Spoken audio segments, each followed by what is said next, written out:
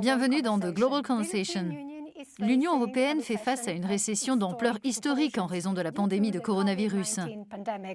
La Commission européenne a proposé un budget pour la période 2021-2027 qui inclut un fonds de relance. Nous accueillons le commissaire européen au budget, Johannes Hahn. Merci d'être avec nous. Les principaux partisans de ce fonds de relance d'un montant de 750 milliards d'euros sont quelques-unes des plus grandes économies européennes. L'Italie, l'Espagne, la France et l'Allemagne. Certaines de ces nations étant les plus touchées par le Covid-19. Il y a aussi des pays que l'on qualifie de frugaux, comme les Pays-Bas et l'Autriche, qui ne veulent pas dépenser autant d'argent. Selon vous, qui pourrait faire des concessions et contribuer à trouver un consensus entre les deux camps? Chaque pays européen envoie les 2/3 de ses exportations vers d'autres pays européens. Donc, si nous voulons enclencher la reprise, faire redémarrer l'économie, nous devons le faire partout, et idéalement en même temps, parce que nous avons toutes ces chaînes d'approvisionnement et de livraison, etc. Par conséquent, nous devons soutenir ceux qui en ont le plus besoin. Non seulement nous avons évalué les besoins pour déterminer ce qui est nécessaire, mais nous avons aussi examiné la manière dont l'argent devait être distribué, non pas sous la forme d'un repas gratuit, pourrait-on dire, mais en lien avec la mise en place de certaines réformes qui devraient aider les pays à se relancer, mais aussi à devenir plus résistants pour être mieux armés en cas de nouvelle crise.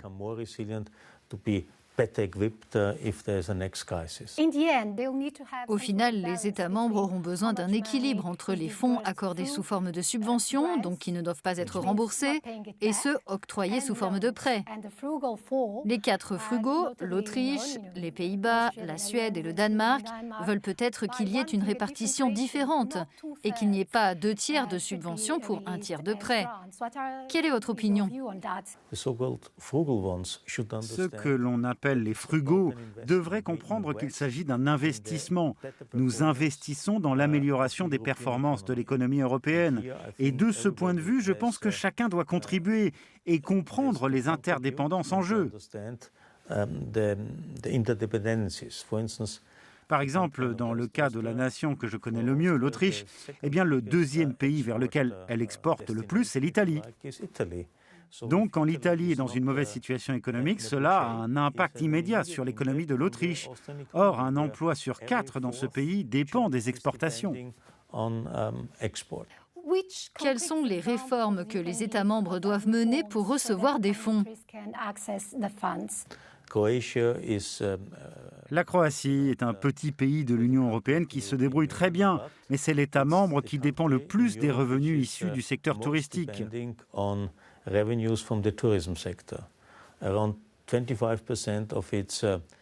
Environ 25% de son produit national brut repose sur le tourisme.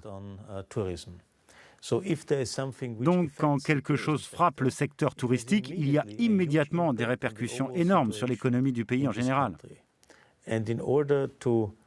Pour mieux répartir les risques, il est dans l'intérêt de la Croatie de diversifier ses activités économiques.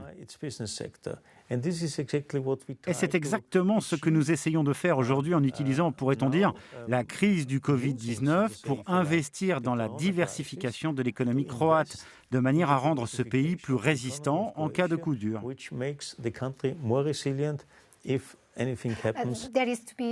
Il faut aussi que le secteur privé soit impliqué. Et certains États membres sont favorables à cette idée de créer ce qu'ils appellent des champions européens, de grandes entreprises de secteurs comme l'automobile ou l'aéronautique. D'autres États membres voudraient, eux, avoir des petites et moyennes entreprises plus fortes. Quel est votre point de vue sur cet objectif d'avoir des emplois et dans le même temps une économie forte? Les petites et moyennes entreprises représentent toujours la colonne vertébrale d'une économie. Elles fournissent en général 80 à 90% des emplois. Mais d'un autre côté, les PME sont très souvent des sous-traitants de grandes entreprises. En réalité, nous devons agir en faveur des deux. Évoquons tout cet argent qui est nécessaire pour financer toutes ces propositions dont vous parlez. La Commission a suggéré de créer une taxe européenne sur les grandes entreprises bénéficiant du marché unique européen et même une taxe spécifique pour le secteur du numérique, pour les grandes entreprises des technologies. Comment convaincre les États membres que c'est une bonne idée de créer de nouvelles taxes et de viser ces secteurs ?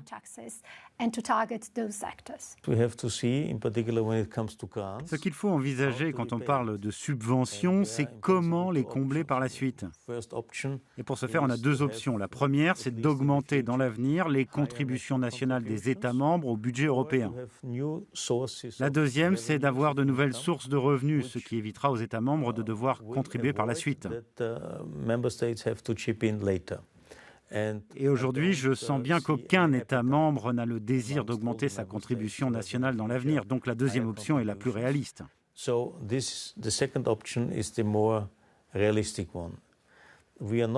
Avec nos propositions, nous ne visons pas du tout les individus, les contribuables européens, puisqu'ils souffrent déjà beaucoup dans cette crise.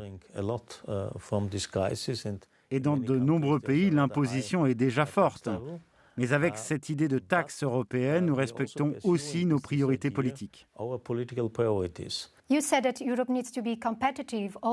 dites que l'Union européenne doit aussi être compétitive dans un monde où d'autres puissances géopolitiques comme la Chine et les États-Unis mettent en œuvre leur propre plan de relance. Ce budget est-il suffisant pour que l'Union européenne consolide sa position dans le monde ?